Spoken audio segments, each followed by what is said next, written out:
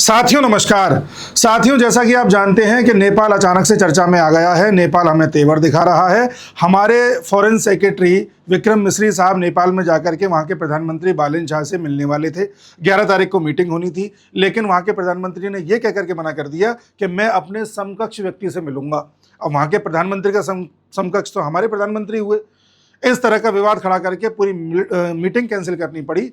फलस्वरूप नेपाल फिर से चर्चा में आ गया है, विवादित हो गया है। इस पूरे केस पर मैं प्रकाश डालूंगा। उससे पहले मैं आपको एक छोटी सी घटना बताता हूं, ध्यान से सुनिएगा। बात है 1988 की।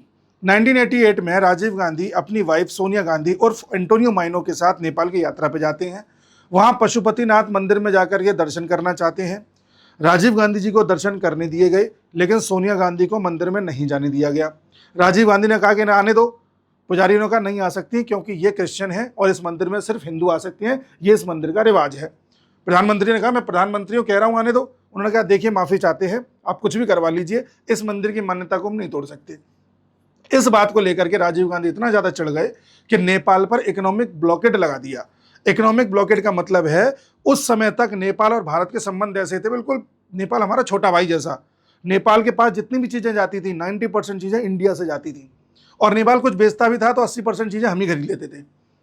इकोनॉमिक ब्लॉकेड के बाद ये एकदम से कम हो गया और 8-10% पर आ गया।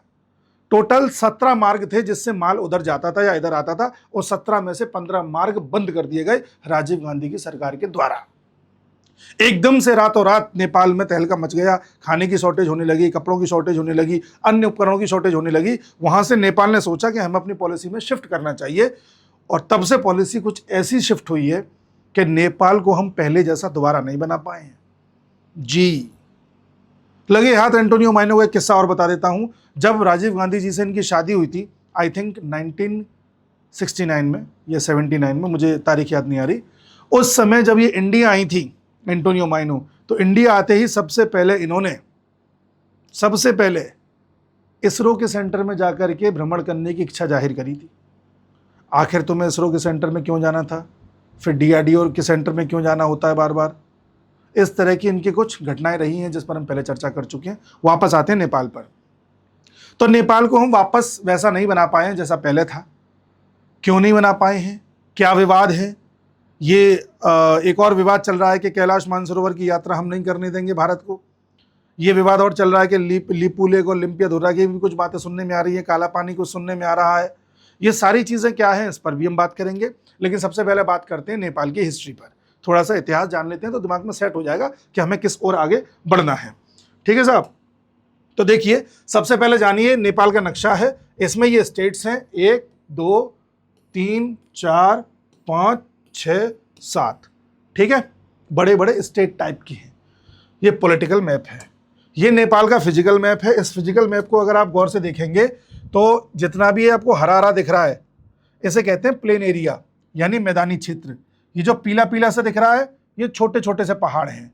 ये ब्राउन सा दिख रहा है और ऊंचे ऊंचे पहाड़ है। और ये व्हाइट व्हाइट दिख रहा है, ये बहुत ऊंचे पहाड़ हैं, यहाँ तो बर्फ जमी रहती है, इतने ऊंचे पहाड़ है। समझ गए? नेपाल में 2 तरह के लोग रहते हैं। एक ये वाले लोग जो प्लेन में रहते हैं, और एक ये लोग जो पहाड़ों पर रहते हैं। जो पहाड़ों पर रहते हैं उन्हें कहते हैं पहाड़ी लोग। ठीक है, पहाड़ी लोग। और जो प्लेन में रहते हैं उन्हें कहते हैं मधेशी लोग, मधेशी। ध्यान से सुनना, जो प्लेन में रहते हैं उन्हें यह तक नहीं पता चलता वो कब इंडिया में आ गए, कब नेपाल में चले गए। तो उनका इंडिया से ऐसा घनिष्ठ नाता है जैसे इंडिया के ही हैं क्या। और मधेशी लोगों का टिल्ट इंडिया की तरफ पूरी तरह से रहता है। रोटी बेटी का रिश्ता क्यों कहते हैं नेपाल से?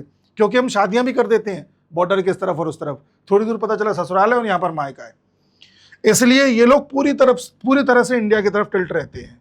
इनका थोड़ा थोड़ा रुआब दूसरा है। ये अपने टशन में रहते हैं कि हम पहाड़ी हैं, हम ही नेपाली हैं। इस तरह के टशन में ये लोग रहते हैं। ये बात समझ में आ गई? आगे बढ़िए। ये बालेन शाह हैं जो वर्तमान प्रधानमंत्री हैं नेपाल के। इनका एक अलग ही टशन है। जब से सत्ता में आए हैं ग्रेटर नेपाल की बात कर रहे हैं। इस तरह से तस्वीर खिंचाते हैं जिसमें ग्रेटर नेपाल का मैप दिखाते हैं ये, जिसमें ये वाला जो पोर्शन है ये नेपाल में वर्तमान में नहीं है, इसे भी नेपाल में दिखा रहे हैं। यही लिम्पियाधुरा काला पानी वाला क्षेत्र है। ये हमारा उत्तराखंड नेपाल में दिखा रहे हैं पूरा, और थोड़ा बहुत आगे के स्टेट्स भी हम नेपाल में दिखा रहे हैं, हिमाचल वगैरह। इधर यूपी का क्षेत्र दिखा रहे हैं, बिहार का क्षेत्र दिखा रहे हैं, बंगाल का क्षेत्र भी ये नेपाल में दिखा रहे हैं। इन्होंने एक पॉलिसी वहाँ बनाई है ग्रेटर नेपाल जैसे अखंड भारत, अब हमारे देश में कोई नेता आकर के कहे कि मैं अखंड भारत बना के रहूंगा तो हम सब खुश हो जाएंगे, हाँ हाँ यही नेता चाहिए। ऐसी सुर्खियां ये वहां बटोरना चाह रहे हैं, इस तरह से विवादित मैप लगा रहे हैं। चलिए आप लगा लीजिए, कोई दिक्कत नहीं है, ठीक है। अब मैं नेपाल के बारे में पूरी तरह से बात करूं उससे पहले मैं आपको बताना चाहूंगा कि नेपाल पहले मान लीजिए 1000 एडी के आसपास 1700 एडी तक कई सारी ट्राइब्स में बटा हुआ था। कोई एक गवर्नमेंट नेपाल को नहीं चला रही थी। अलग अलग स्टेट जैसे आज हैं, सब स्टेट्स का अपना अलग अलग ट्राइब था, ट्राइबल रूल था जो उनको चला रहा था, ठीक है। कोई सेंट्रल गवर्नमेंट टाइप की नहीं थी। लेकिन विद द टाइम वहां पर एक बड़ी ट्राइब निकल के आई जिसे लिच्छवी ट्राइब कहा गया। उसने सोचा कि पूरे नेपाल को हम कंट्रोल करेंगे। लिच्छवी ट्राइब ने नेपाल को कंट्रोल करना स्टार्ट किया। विद द टाइम नेपाल ने तय किया कि हमारे पास अपना एक राजा होना चाहिए। इनका एक राजा होने लगा और राजा ने तय किया कि अकेला तो सारा काम मैं नहीं कर सकता, मैं सब कुछ नहीं देख सकता। तो राजा ने अपने नीचे एक पीएम नियुक्त करना स्टार्ट कर दिया, प्रधानमंत्री जिसे कहते हैं, और वहां पर इसे बोला जाता था राणा। राणा बोला जाता था। ये कब तय किया गया? 1750 में, 1750 में। वहीं अगर देखें तो 750 एडी से लेकर के 1750 एडी के बीच नेपाल धीरे धीरे अपना धर्म परिवर्तन कर रहा था और बुद्धिज्म से हिंदुइज्म बन रहा था। बुद्धिज्म से हिंदुइज्म, क्योंकि नेपाल बीच में बौद्ध धर्म को अपना चुका था पूरी तरह से। आपको पता है एक कालखंड ऐसा आया था इतिहास में जब भारत में भी बुद्धिज्म छा गया था। फिर आदि शंकराचार्य ने आकर के लोगों से जो है अलग अलग तरह के तर्क दे करके उनको वापस हिंदुइज्म में कन्वर्ट किया। और ऐसा ही नेपाल में हो रहा था कि नेपाल ने वापस से 1750 तक अपने आप को पूरी तरह से हिंदू धर्म में परिवर्तित कर लिया था। बात समझ गए आप? 1750 में नेपाल की स्थिति क्या है? एक राजा है, उसके नीचे प्रधानमंत्री है, जैसे राणा बोलते हैं। अब प्रधानमंत्री का सीन ये था कि इसे जनता नहीं चुन रही थी। प्रधानमंत्री का बेटा ही प्रधानमंत्री बन रहा था, उसका बेटा ही प्रधानमंत्री बन रहा था। ये एक तरीके से वंशानुगत हो गया था। इस बात को लेकर के जनता में एक आक्रोश आने लगा कि यार ये एक ही परिवार चलता आ रहा है, धीरे धीरे करप्ट हो गया है, इनको ये भी नहीं पता कैसे काम करने हैं, इनको जनता से कोई टच ही नहीं है, इनका जमीनी स्तर पर इनकी कोई पकड़ ही नहीं है। तो वहां पर धीरे धीरे एक एंटी पीएम सेंटिमेंट जागृत होने लगे। और फिर मैं बात कर रहा हूं, मैं तेजी से आगे बढ़ रहा हूं। 1920 के आसपास स्थिति वो आ गई कि नेपाल में एक ग्रुप तैयार हुआ जो भारत के स्वतंत्रता आंदोलन से बड़ा प्रभावित था। वहां के ग्रुप ने कहा कि यार जैसे भारत में ये इंडियन नेशनल कांग्रेस है, स्वतंत्रता के लिए लड़ रही है, ऐसे हमें भी अपनी स्वतंत्रता के लिए लड़ना चाहिए। और हमें किससे स्वतंत्र होना है? इस पीएम से। ये बड़ा भ्रष्ट है। तो वहां पर भी कांग्रेस बन गई जिसे बोला गया नेपाली कांग्रेस। और नेपाली कांग्रेस ने अपने लिए जो है मांग करने लगी कि हमें ये पीएम हटाना है। बड़े लंबे समय तक ये पूरा आंदोलन चलता रहा हमारे आंदोलन की तर्ज पर। और फिर फाइनली वहां के राजा ने तय किया कि ठीक है, 1951 में राजा ने पीएम पोस्ट को खत्म कर दिया, पीएम को हटा दिया। और राजा ने कहा कि अच्छा ठीक है नेपाली कांग्रेस, तुम्हें लगता है पीएम गड़बड़ है, तुम्हें लगता है तुम देश संभाल लोगे, ठीक है तुम संभालो। नेपाली कांग्रेस को देश संभालने को दे दिया। लेकिन राजा को लगा कि नेपाली कांग्रेस ठीक से काम नहीं कर रही है, नेपाली कांग्रेस का जो करेक्टर है वो बड़ा भ्रष्ट है, ऐसा राजा को लगता था। इसलिए फिर फाइनली 1959 में राजा ने इस नेपाली कांग्रेस को ही बर्खास्त कर दिया। नेपाली कांग्रेस ही नहीं रहेगी। लो साहब, तो अब क्या रहेगा? पंचायत सिस्टम। जी हाँ, पंचायत सिस्टम। जैसे मान लो आज हमारे राष्ट्रपति हैं देश के, हमारे राष्ट्रपति ये कहें कि हमें मोदी जी पे भरोसा नहीं है और ये सेंट्रल गवर्नमेंट जो चल रही है इस पर भरोसा नहीं है, इसे हटाओ। अब हम सीधे पंचायतों से बात करेंगे। जी हाँ, पंचायतों से। इस तरह से फिर देश चलने लगा। कब? 1959 से। अब कब तक चला ये पंचायत के रूप में? ये चला है 1959 से 1994 तक। यही ट्विस्ट है। अब सुनो गौर से। 1960 के दशक में भारत में माओवाद फैलता है। माओ कौन? माओ जेडोंग, चाइना वाला कम्युनिस्ट। माओवाद को नाम दिया गया नक्सलवाद हमारे भारत में। तो हमारे भारत में नक्सलवाद या माओवाद को फैलाने का एक प्रयास किया गया। धीरे धीरे हमारे देश में पॉलिटिकल पार्टीज भी इस कम्युनिस्ट विचारधारा को आगे फैलाने लगी। और ऐसी ही एक कम्युनिस्ट विचारधारा फैलाने की कोशिश की गई नेपाल में भी। जी, और नेपाल में एक पार्टी बनी जिसे बोला गया यूनिफाइड मार्क्सिस्ट लेनिनिस्ट। देखिए, मैं आपको पार्टी का नाम भी दिखा देता हूं। Communist party of Nepal unified Marxist Leninist. ये पार्टी बनी तो 1991 में थी, लेकिन ये ग्रुप एज अ आंदोलन ग्रुप धीरे धीरे परवान चढ़ रहा था। ठीक है, इसने वहां पर कम्युनिज्म फैलाना स्टार्ट कर दिया और लोगों में भावना भर दी कि ये नेपाली कांग्रेस है ना, ये इंडिया के प्रभाव में काम कर रही है, तुम्हें कम्युनिस्ट बनना है, तुम्हें इस विचारधारा को आगे बढ़ाना है, तुम्हें लेनिन और मार्क्सिस्ट की विचारधारा को आगे बढ़ाना है, माओवाद को आगे बढ़ाना है। इस तरह से वहां पर धीरे धीरे लोगों में एक सेंसेशन क्रिएट की जाने लगी। फाइनली 1991 में जब ये पार्टी बन गई, इसका इतना ज़्यादा प्रभाव हो गया कि राजा ने 1994 में इस communist party of Nepal unified Marxist Leninist इसको नियुक्त कर दिया। राजा को करना पड़ा, आंदोलन इतना ज़्यादा इन्होंने कर दिया था और भड़का दिया था सबको कि ये नेपाली कांग्रेस तो इंडियन कांग्रेस के प्रभाव में काम कर रही है। ठीक है साहब, लेकिन जैसे ये सत्ता में आई तो सत्ता संभाल नहीं पाई। लोग समझ गए कि अरे यार तो बेवकूफ़ बना रहे थे। फिर इसने 9 महीने में ही, केवल 9 महीने सत्ता छोड़ दी, इसे छोड़नी पड़ी और वापस से नेपाली कांग्रेस सत्ता में आ गई। नेपाली कांग्रेस सत्ता में आ गई 1994 में। पहले कब आई थी नेपाली कांग्रेस? 1951 में 59 तक रही थी, फिर हट गई थी, फिर 1994 में आ गई नेपाली कांग्रेस, फिर बनी रही। अब इन लोगों ने, जितने भी ये कम्युनिस्ट लोग थे, इन्होंने सोचा कुछ दूसरा तरीका निकालते हैं लोगों को भड़काने का। फिर उन्होंने वहां पर एक आंदोलन छोटे छोटे करना स्टार्ट कर दिया और नेपाल एक सिविल वॉर जैसी स्थिति में आ गया। और ये सिविल वॉर जैसी स्थिति कथित तौर पर ठप्पा तो नहीं लग पाया था, लेकिन स्थिति वैसी थी, ठप्पा लगा 2005 में कि अब नेपाल सिविल वॉर में आ चुका है। उसके बाद नेपाल में तय किया गया कि हम अब अपना एक संविधान बनाएंगे, हम अपने आप को एक डेमोक्रेटिक देश बनाने की ओर आगे बढ़ेंगे, हो सका तो रिपब्लिक भी बनाएंगे। रिपब्लिक वो देश होता है जिसका राष्ट्राध्यक्ष जनता द्वारा चुना गया हो, डायरेक्टली या इनडायरेक्टली। जैसे हम रिपब्लिक ऑफ इंडिया हैं, क्योंकि हमारी राष्ट्रपति जो हैं या राष्ट्रपति जो होते हैं वो जनता द्वारा चुने जाते हैं इनडायरेक्टली, डायरेक्टली नहीं, इनडायरेक्टली। तो वहां पर यह तय किया गया कि एटलीस्ट डेमोक्रेसी तो लेके आई। उन्होंने कहा 2007 तक हम अपना इंटरिम कॉन्स्टिट्यूशन तैयार कर देंगे, अंतरिम कॉन्स्टिट्यूशन, और 2010 तक फुल कॉन्स्टिट्यूशन लागू कर देंगे पूरे नेपाल में। लेकिन 2010 तक जैसे कॉन्स्टिट्यूशन तैयार होकर आया, एक आंदोलन छिड़ गया। आंदोलन छिड़ गया 2010 में, लागू ही नहीं हो पाया। आंदोलन क्या छिड़ा? आंदोलन छिड़ा वो जिसकी मैं चर्चा कर रहा था। आंदोलन हो गया मधेशियों द्वारा। इनको लगा कि ये जो कॉन्स्टिट्यूशन बनाया है ये तो कुछ इस तरह से बना दिया है कि हर बार इन्हीं लोगों का प्रभाव रहेगा चुनावों में।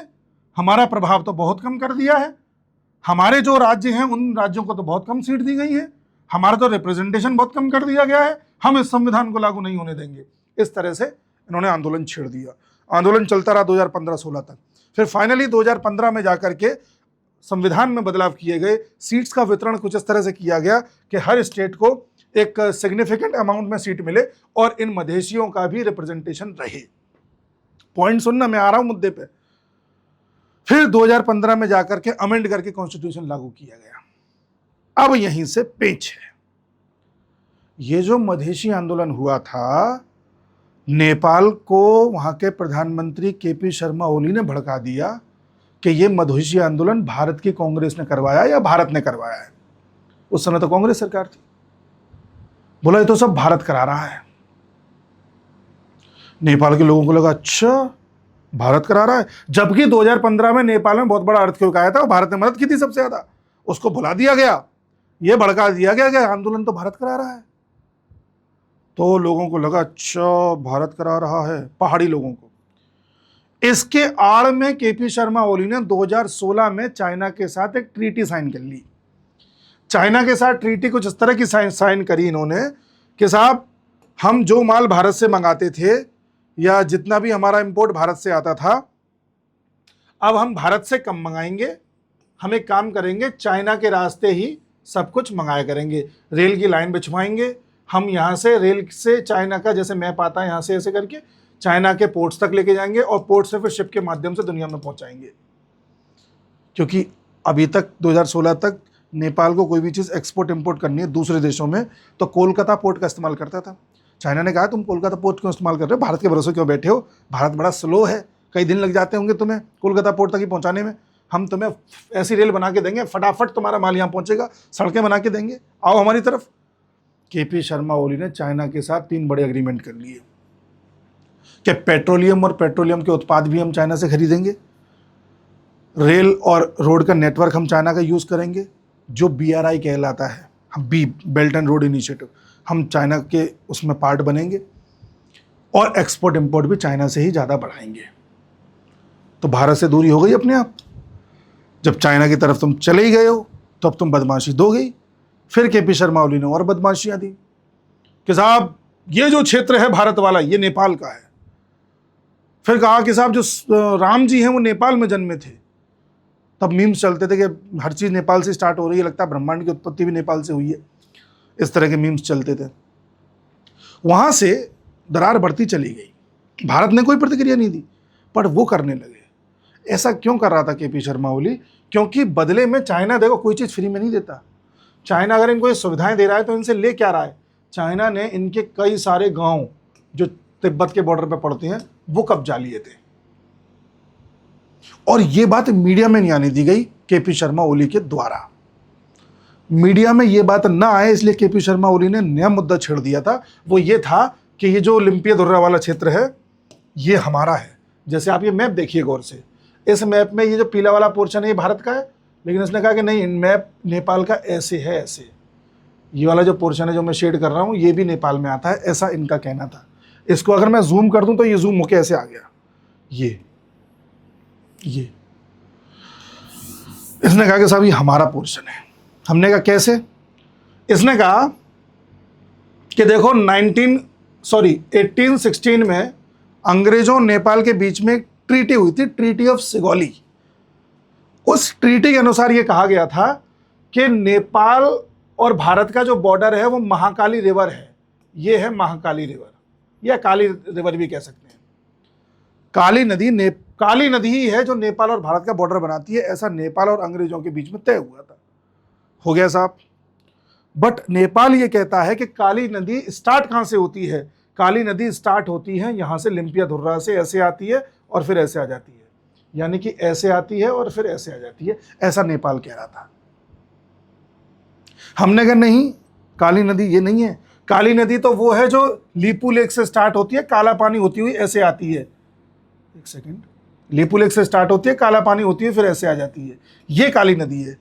नेपाल कहता ना ये काली नदी नहीं है जो ऐसे आ रही है, काली नदी ये है जो ऐसे आ रही है। और अगर ऐसे आ रही है तो जाहिर सी बात है फिर ये वाला पोर्शन तो नेपाल का हो गया। ये भी बात छोड़ दिया ना बिना मतलब का। अब आप बैठ के सिद्ध करते रहो कि काली नदी ये है कि काली नदी ये है। अब सुनिए, केपी शर्मा ओली रहा, बदमाशी देता रहा। फिर केपी शर्मा ओली की सरकार बीच में चली गई, दूसरे प्रधानमंत्री प्रचंड आ गए, फिर केपी शर्मा ओली आ गया, और फिर वहां पर जेनजी प्रोटेस्ट हुआ, उखाड़ के फेंक दिया गया KP Sharma Oli. Gen Zs protest में फिर सरकार बनती है बालेन शाह की, और बालेन शाह रैपर हैं, गाना वाना गाते हैं, रैपर। इनका जो होम मिनिस्टर इन्होंने चुना था, वो जो गुरंग, क्या नाम था उसका, सुदुंग गुरंग, वो भी डीजे और रैपर था, डीजे रैपर। पूरी एक तरह रैपर्स की जो है सरकार बन गई यहाँ पर।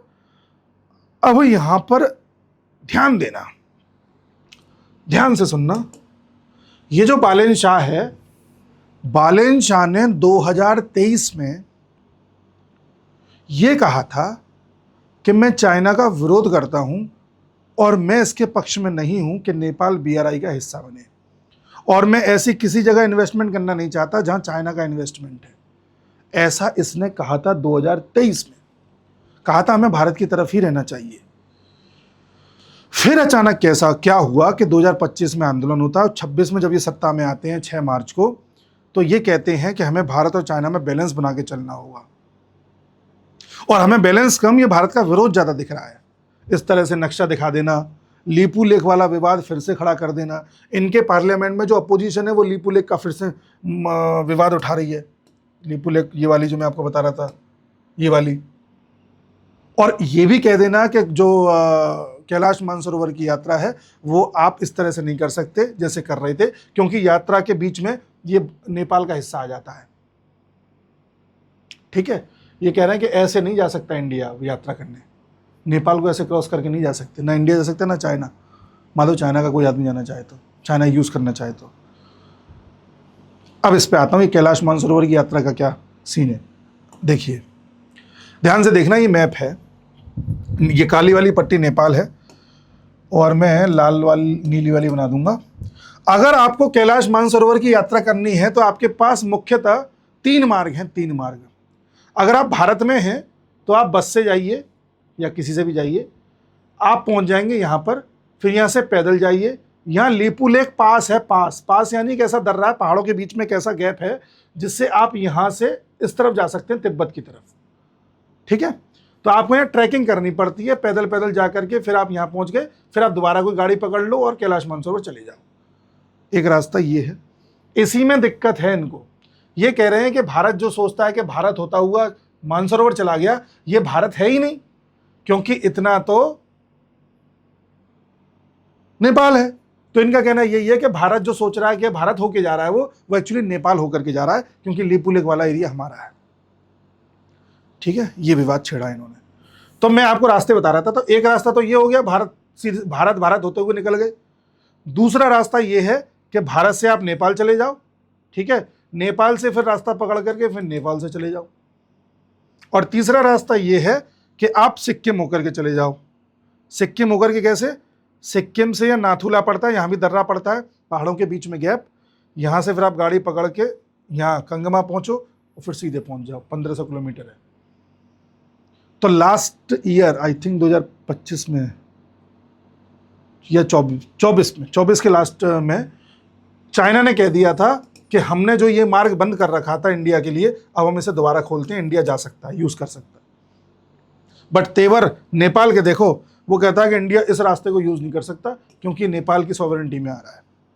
हमने कहा अच्छा बेटा कोई बात नहीं। ठीक है, तो ये आप समझ पा रहे हैं, ये इन्होंने बदमाशी दी है। बदमाशी दी क्यों है, वहां आइए। बदमाशी इन्होंने दी है इस लाला की वजह से। ये चाइनीज एम्बेसडर है नेपाल में, इसका नाम है मैं इसका नाम भूल गया, एक सेकंड मुझे नाम याद करने दीजिए। हाँ, जांग माओमिंग। इससे मुलाकात हुई है भी अप्रैल में बालेन शाह की, और इसने कोई पट्टी इन्हें पढ़ा दी है जिसके बाद से सुर बदल गए हैं जी।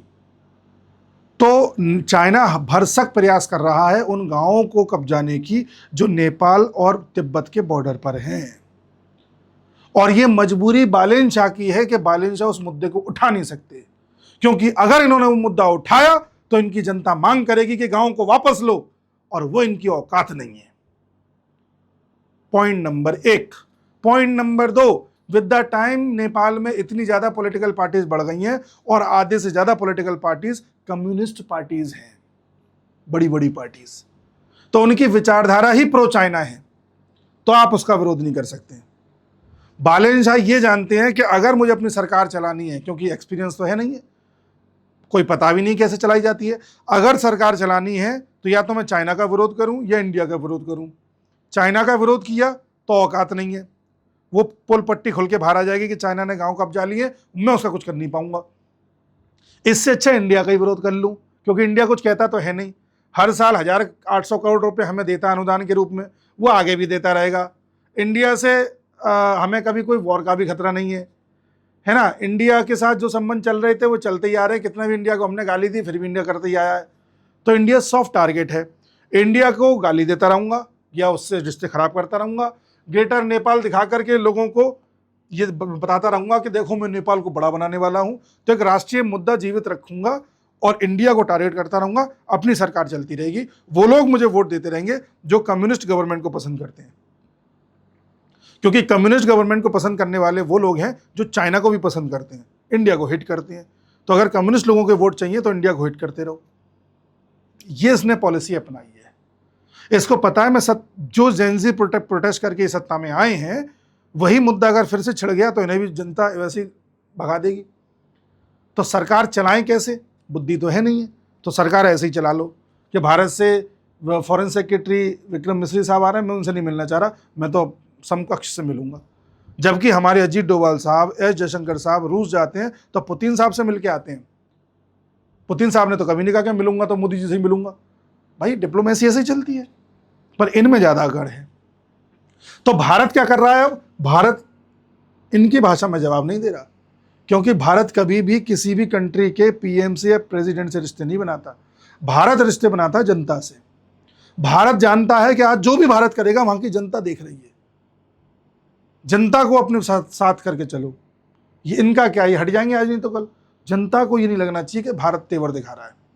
इसलिए भारत ने सब कुछ होते हुए भी इनसे कहा है कि देखिए हम चाहते हैं कि ICBA की जो समिट होने वाली है उसमें आप आएँ। अगले महीने समिट हो रही है भारत में, इसमें टोटल 16 देश हैं। इसका मतलब क्या है, इंटरनेशनल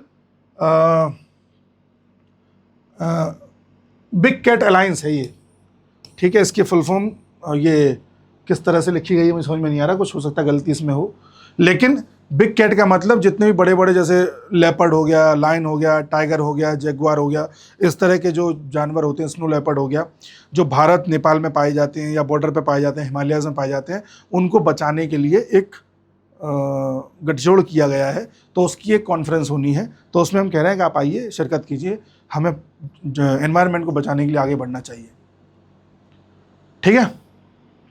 और इसीलिए देखो इंटरनेशनल बिग कैट अलायंस है, लेकिन इसे ICBA बोलते हैं, जाने क्यों, उल्टा क्यों बोलते हैं। इसीलिए भारत ये जेस्चर दे रहा है कि आप कितनी बदमाशी कर लो, लेकिन देखो जो डेवलपमेंट के काम है, एनवायरनमेंट के काम है या अनुदान देने वाली बात है, हम किसी चीज़ में पीछे नहीं हटेंगे, हम तुम्हारी तरह गिरे हुए नहीं हैं। ऐसी बदमाशी मालदीव ने करी थी, आज देखो मालदीव भारत के पास झुका हुआ है। यही बदमाशी श्रीलंका ने करी थी, आज देख लो श्रीलंका झुका हुआ है। बदमाशी बांग्लादेश ने भी कम नहीं करी है 2 साल में, वहाँ के हिंदुओं को प्रताड़ित कर, तमाम तरह की अलग चीज़ें कर, भारत तब भी शांत रहा। और आज देखो बांग्लादेश को टच करने वाले हमारे लगभग सभी स्टेट्स में NDA की सरकार है, BJP की सरकार है। अब बांग्लादेश का वैसे दम घुट रहा है, कहीं ऐसा ना हो सभी बांग्लादेशियों को यहीं भेज दें वापस, और वो तो हो गई। तो हम डिप्लोमेसी अलग स्तर की करते हैं, जो अभी ये नेपाल नहीं समझ पा रहा। नेपाल में कभी ना कभी ये बात निकल के जरूर आएगी कि चाइना किस तरह से नेपाल की भूमि को कब्जाता जा रहा है। हमें बस इस नैरेटिव को आगे फैलाना है। हम कमज़ोर हैं नैरेटिव वॉर में, हमारी सरकार नैरेटिव वॉर में कुछ नहीं कर पाती है। पाकिस्तान में एक फर्जी नैरेटिव चला दिया जाता है कि वो हमसे जीत गया था ऑपरेशन सिंदूर के दौरान, वहाँ के लोग मान भी लेते हैं। वहाँ के लोग आसिम मुनीर को खुदा मान के चल रहे हैं। वहाँ के लोगों को लगता है उनसे बड़ी कोई आर्मी नहीं है दुनिया में, क्योंकि वो नैरेटिव चला लेते हैं। मैं भी फेसबुक खोलता हूँ कई बार, तो ऐसे कई पेजेस आ जाते हैं ऐड के तौर पर, जो पाकिस्तान को प्रमोट कर रहे होते हैं, वहाँ की आर्मी का, क्रिकेट टीम का, वहाँ के अलग अलग लोगों का जो है गुणगान कर रहे होते हैं। हम ये काम नहीं कर पा रहे हैं, हमारा फेलियर है। कारण क्या है कि हमारे जो IT मिनिस्टर हैं, कौन है साहब, अश्विनी वैष्णव साहब, जो रेलवे मिनिस्ट्री भी देख रहे हैं। अब वो रेलवे मिनिस्ट्री देखेंगे, IT मिनिस्ट्री देखें, आपको IT मिनिस्टर अलग करना होगा, आपको कम्युनिकेशन का मिनिस्टर अलग करना होगा, जिसका काम ही यही है कि कैसे नैरेटिव को आगे पहुंचाना है। क्यों नहीं कर रही मोदी सरकार, मैं हैरान हूं। याद कीजिए सरदार वल्लभ भाई पटेल, उन्होंने कहा था आप मुझे होम मिनिस्ट्री दे रहे हो, अच्छी बात है, पर मुझे मिनिस्ट्री ऑफ कम्युनिकेशन भी चाहिए, ये ज़्यादा जरूरी है। इंदिरा गांधी, उन्होंने कहा था कि मैं सत्ता तभी संभालूंगी जब मुझे मिनिस्ट्री ऑफ कम्युनिकेशन चाहिए होगी, मिलेगी तभी संभालूंगी। तो जिस चीज़ की अहमियत सरदार वल्लभ भाई पटेल समझ रहे थे, जिस चीज़ की अहमियत इंदिरा गांधी समझ रही थी, नरेंद्र मोदी क्यों नहीं समझ रहे हैं, या समझ रहे हैं तो उनकी क्या प्लानिंग है मुझे नहीं पता, बट इतना पता है नैरेटिव वॉर में भारत बहुत पीछे है, और इसी का फायदा उठा रहा नेपाल, इसी का फायदा उठा रहा पाकिस्तान, इसी का फायदा उठा रहा चाइना, इसी का फायदा उठा रहा USA। हमें इस बारे में विचार करना होगा। ये खेल नैरेटिव का है, हमें उल्टा नैरेटिव ऐसा चला देना होगा कि वहाँ की जनता जितनी भी प्रो इंडिया वो और ज़्यादा प्रो इंडिया हो जाए, उल्टी लहर चल पड़े वहाँ पर। हर चीज़ IB रॉ इन सब से ही नहीं कराने की होती है, ये शायद समझने की आवश्यकता है। पता नहीं सरकार कहाँ पीछे हट रही है। बाकी मैं समझता हूँ कि आप इस पूरे वीडियो को समझ चुके होंगे, आपको पूरा नेपाल का बैकग्राउंड समझ में आ गया होगा। ठीक है, मिलता हूँ अगले वीडियो में, तब तक के लिए जय हिंद।